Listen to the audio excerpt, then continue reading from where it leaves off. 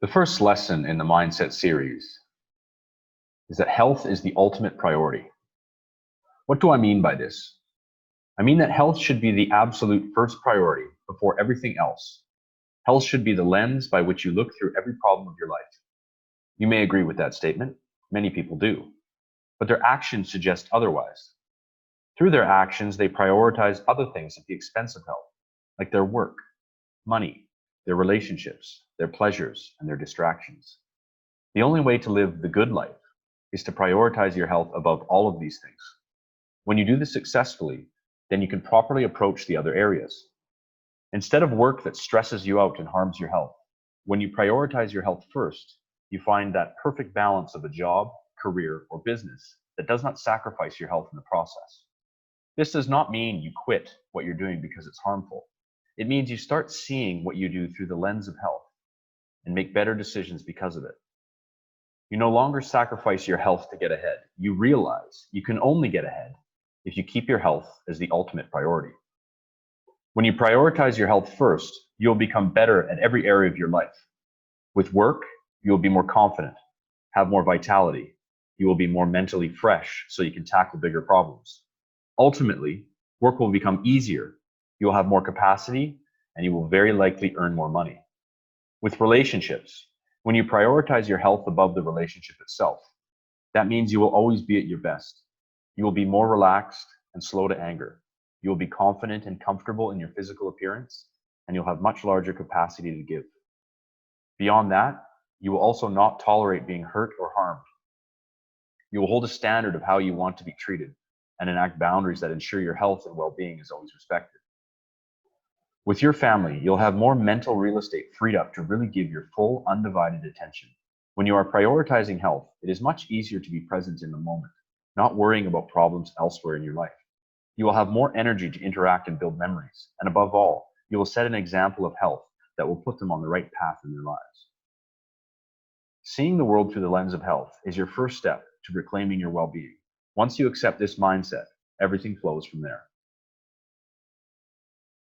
The next mindset training: you are powerfully designed. Your genes are the product of millions of years of evolution. You are the product of only those ancestors who could survive and pass on their genes over and over and over again throughout the centuries. They survived much harsher conditions than we're used to. They were not genetically overweight. They were not genetically frail in various ways. They were mentally strong, relaxed, capable of mental peace and being present, capable of great joy and powerful action. You, like all humans on planet Earth, are naturally meant to be lean, powerful, and move gracefully. You are designed to be robust, strong, and resistant to disease. When you properly prioritize health, it means you are attempting to recreate some degree of your genetic potential. All humans can do it. They just have different obstacles in their way to get there. Some obstacles will be very heavy. Some will be light. No journey will be the same. But if you prioritize the end goal, that is the only way you will get there.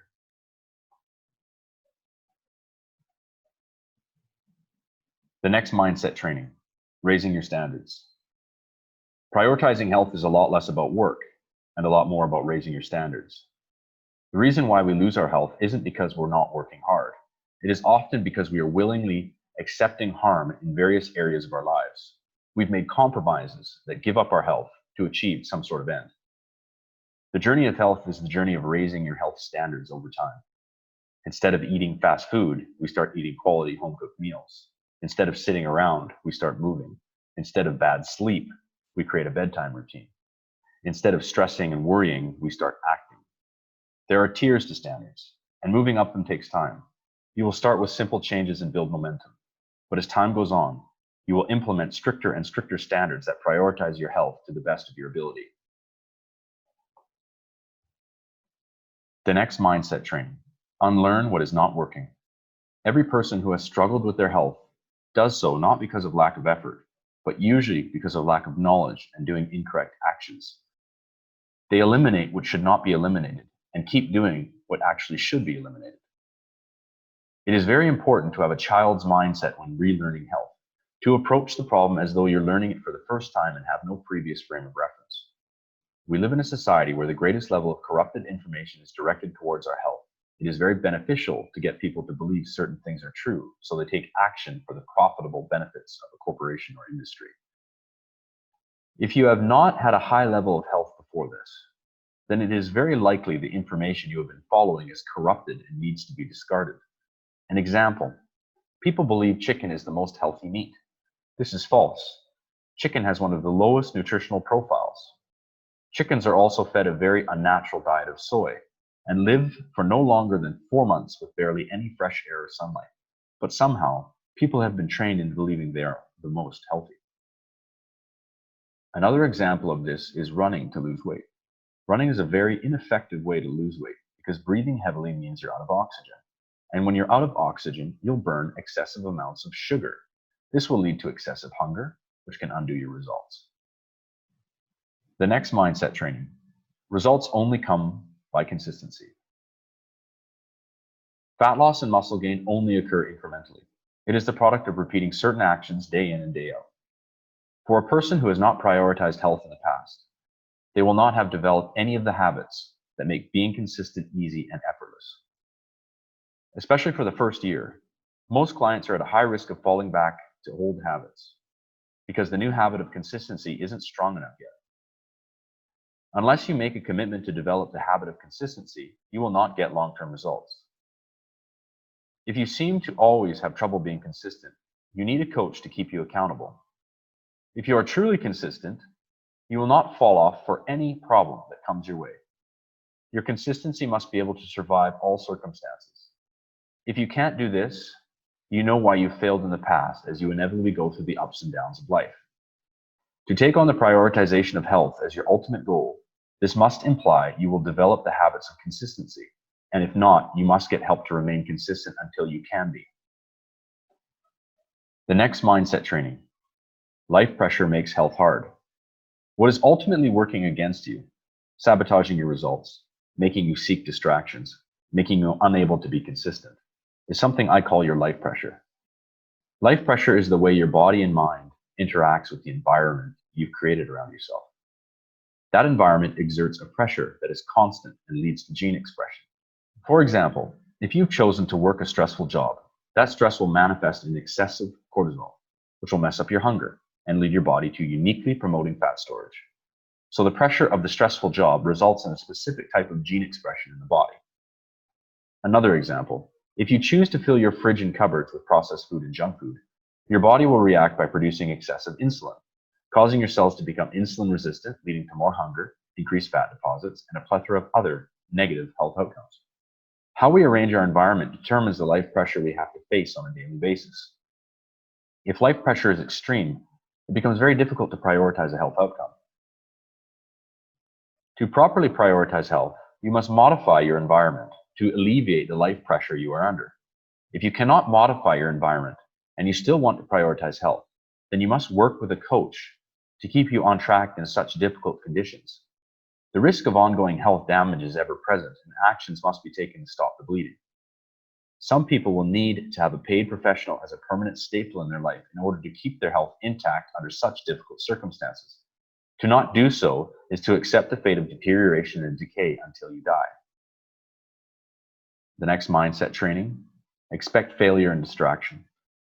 No matter how good your plan or how good your coach, you will have failure, and you will fall into large distractions, despair, or even depression. You will have a bad run of circumstances in your life and mentally fall off for months at a time. You will hit plateaus in weight loss and fitness where you don't seem to be progressing for weeks or months. You must consider these setbacks as a natural part of your journey. The key is to not hop off the journey. You cannot be upset by these. Factor them into your plans and accept them as they come. Use them to learn from and improve. It is impossible to predict how your life pressure, training, and nutrition will all intertwine at different times and how it will make you feel. No one anticipated the COVID-19 shutdown of world economies, which led to massive layoffs and closed gyms. But you must see these as part of the process, not external, or you will never succeed over the long term. The next mindset training, borrow your coach's standards. The unfortunate reality is that most of you will not easily implement these mindset concepts. You may intellectually understand them, but they won't be imbued into your unconscious habits for a very long period of time. The key is to recognize their importance and admit if you're not capable of doing them. Ask yourself, can you truly prioritize health to a very high standard above all else? Can you stay consistent no matter what comes your way? Can you unlearn old habits and beliefs? Can you pick yourself up no matter how hard life pressure hits? If not, then you need to borrow the mind of someone who can. Mentorship is one of the best ways to rapidly become more than you are. By being exposed to the knowledge and standards of someone who understands a field of study better than you can quickly become a different person than you are. You delegate your standards and beliefs to an expert and use their mind to guide your actions. After doing this for a while, the results will teach your own mind the effectiveness of these beliefs and standards, and they will become part of how you unconsciously act. The most important aspect of health coaching is leaning on the beliefs and standards of your coach until you are strong enough to stand on your own 2 feet. The next mindset training, spending reveals your priorities. The simple test of your priorities is what your monthly bank statement looks like. Compare person A and person B. Person A has a bank statement with lots of fast food, eating out, an overly expensive car lease, lots of gas purchases because they sit and commute a lot, an overwhelming mortgage, feel-good purchases on Amazon, purchases of wine and alcohol, and the like. These purchases reveal their priorities, and ultimately, what you spend your money on determines your identity. Now take person B. Their bank statement has very few purchases of fast food or eating out at restaurants. Instead, buying fresh food from the grocer and butcher. They have no car payment because they bought a used car for cash that was well within their means. And they don't have a lot of gas receipts because they work a job that is within walking distance to where they live. Their alcohol bill is minimal as they don't often drink and prefer to enjoy the company of others sober instead of intoxicated. But here's where it's really different. With way less spending on consumption, they have a lot more free money to spend elsewhere. Where do they spend it? There is a weekly entry for relaxation massage, a weekend getaway to relax and de-stress. They have a payment for mentorship around the career they've chosen, as well as a private gym membership, various supplements, and finally a health coach who helps them prioritize their health. Do you see the difference? The next mindset training, vote with your dollars. The mindset shift to become a truly healthy person is akin to taking on a new identity. Your current identity has various attachments and beliefs that are not serving you. To take on a new identity means that you will become excited by things that your previous identity wouldn't. For example, could you imagine yourself excited at spending $200 a month on massages instead of spending $200 a month on alcohol?